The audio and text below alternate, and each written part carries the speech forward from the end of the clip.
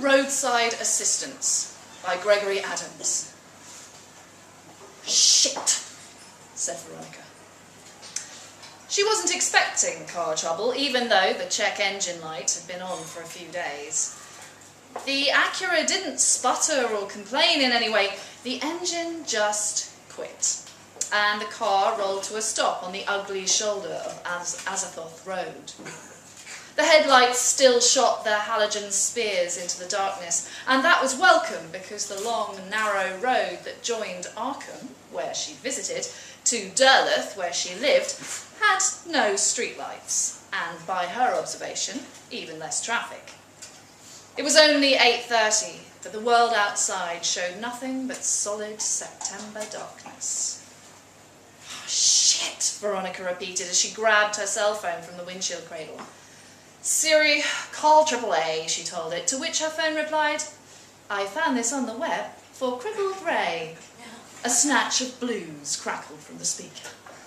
Shit, said Veronica once more, with feeling. Veronica set a pace, 26, was adjusting poorly to life in the wilderness of north-central Massachusetts. The condominium she and Philip had bought last year had been a steal, and the quaint Derleth downtown seemed ready to blossom with new construction, but that hadn't happened. They'd left the city when she had tested as pregnant, but in the end, that hadn't happened either. And now she was alone in too big a space, while Philip whisked to Boston and back each day, 70 minutes in the morning, often 6 hours or more in the evening. Some nights he wasn't home before 11. He drove the dazzling new Honda Acura TLX, while she was stuck with his old TSX that had so impressed her when they'd first been dating, but now seemed sluggish and sagging. She was quietly afraid Philip was starting to feel the same way about her. She swiped her way to the number for AAA. The signal was weak, only 2 bars, which was 2 bars more than she'd had in Arkham, so good thing that the TSX had made it this far. The man at the end of the line assured her that a roadside assistance vehicle would be coming out from Arkham. She asked to be towed to Derleth. He said that wasn't up to him and disconnected, leaving her alone in the deep Massachusetts night. She didn't know how long she would have to wait for the tow truck, so she launched a mindless matching game and waited. She left the headlights on so they could find her, and because the autumn darkness was already as close as she could bear.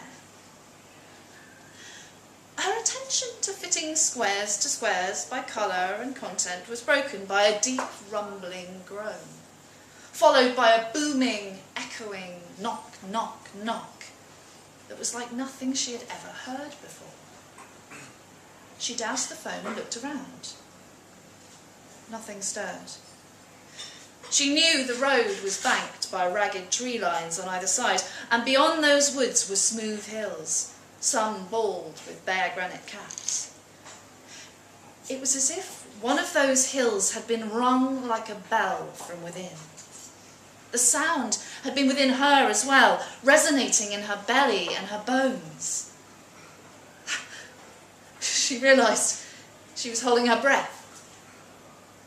She sat up with sharp relief as the headlights flooded her car. They were clearly not halogens, belonging to an older truck of different generation than her coupe. The truck picked up, and then it was beside her, a peeling grey side panel with an overalled elbow hanging out the window. She rolled her window down and almost screamed. The squat, square head looking down at her was a pockmarked apparition, a pale toad's face behind buddy-holly glasses. The ugly man's caterpillar eyebrows rose at her obvious consternation, but he did open the door, and he did not speak. Veronica realised she was being absurd. She had just been through the decaying village of Arkham. What was she expecting from their towing service? A pristine flatbed driven by Chris Hemsworth. But in that instant, her roadside murder had seemed inevitable. and she was swiping furiously at her phone to dial 911 when there was a shadow in the headlights. A man, no more than 25, the driver of the wrecker, somehow making his grey pinstripe coveralls seem a respectable fashion choice, smiling at her. "Ma'am, can we help you?" "Oh my God," Veronica exclaimed, relieved. "You guys scared me." "Sorry about that," he said. "What's the problem?" She didn't get out. The truck was parked too close to open her door. "It just died," she said, leaning her head out the window, glad her hair was down so he could see how it framed her long neck. She knew her neck was a strong feature. Veronica thought he looked familiar. After a moment, she realised he looked just like the UPS driver she sometimes watched through her kitchen window as he made deliveries, his lean body working all kinds of wonderful with the brown uniform. She made him laugh once when he delivered something to her door, and that bit of flirting had kept her going for weeks. "Do you sometimes work for UPS?" she asked. The words were no more out of her mouth when the ugly man in the wrecker opened his door with such force that it smacked into the side of the Acura, trapping her inside. He was leaning hard on the door and looked down at her, his eyes lost behind the thick lenses of his glasses. Veronica did scream then and scrambled to the passenger side of the coupe while the big man climbed out of his partly open door, his gut pressed against the coupe's window. She was flailing at the passenger side handle when the door opened and she all but tumbled out. The handsome man was there and he helped her to her feet with a firm grip on her upper arm. "It's okay," he said, almost ashamedly. I'm sorry about Jerry. He's not right."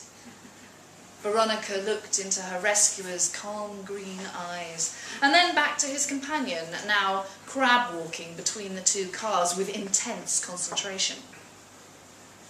Veronica saw they already had a car up on the hook of the wrecker, a mashed-up sedan with windshield glass shimmering on the hood.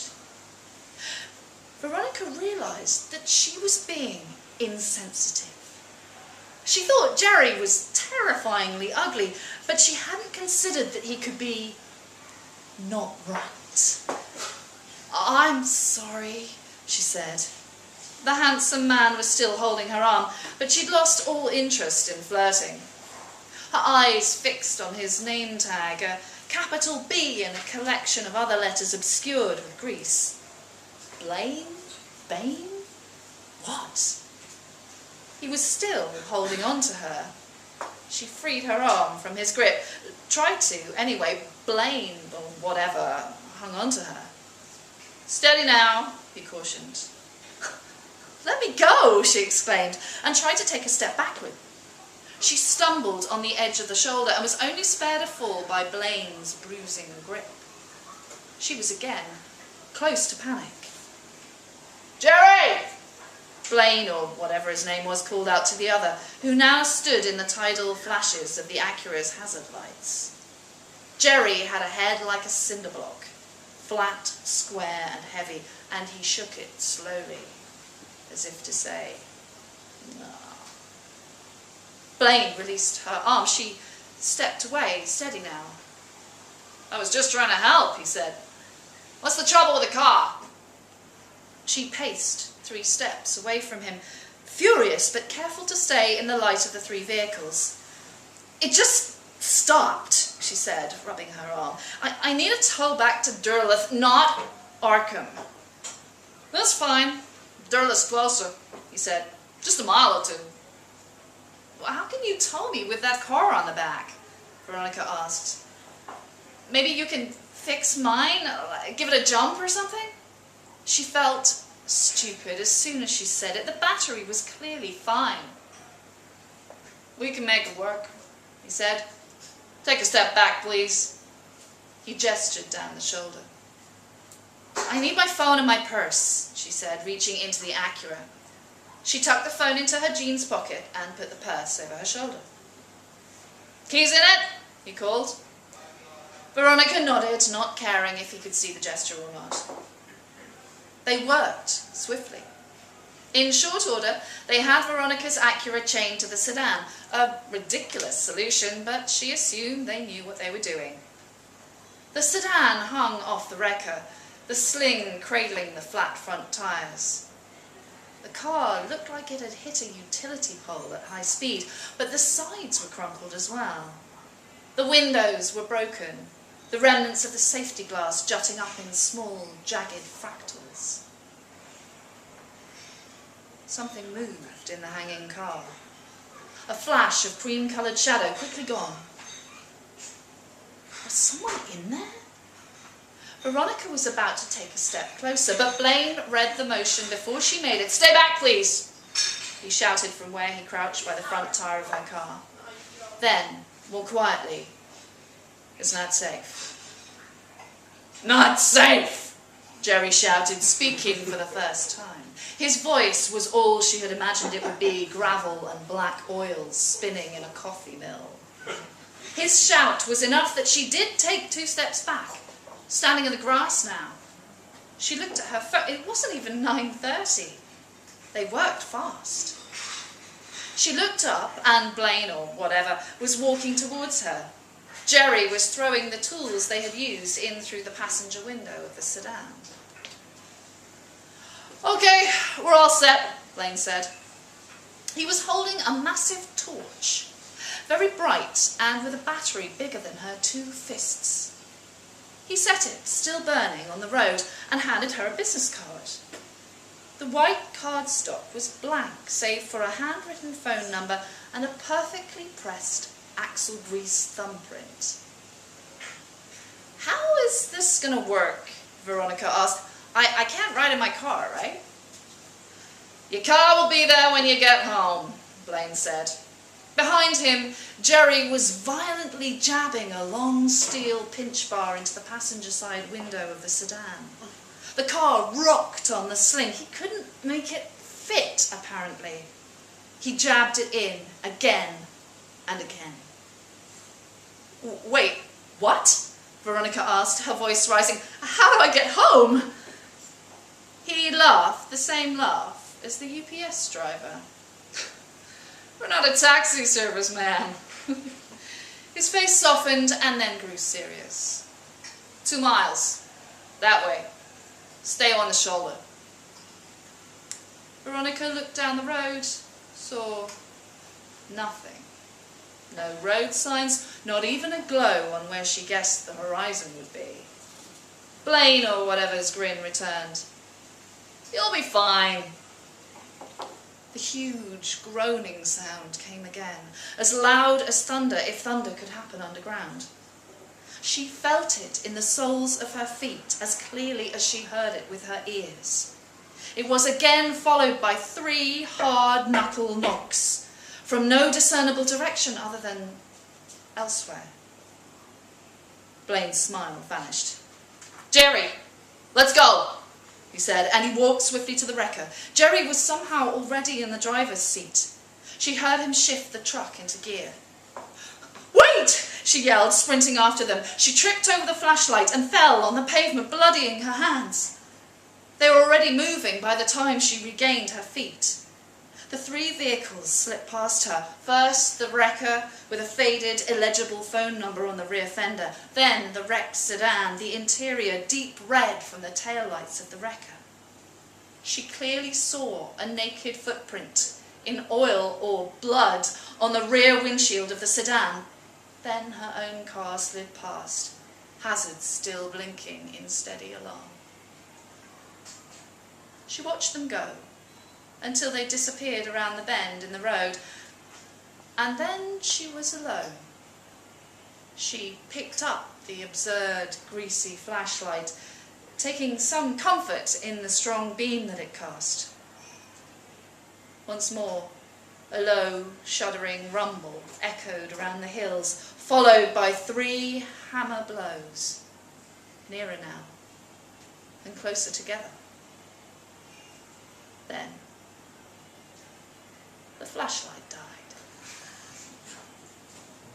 shit, said Veronica.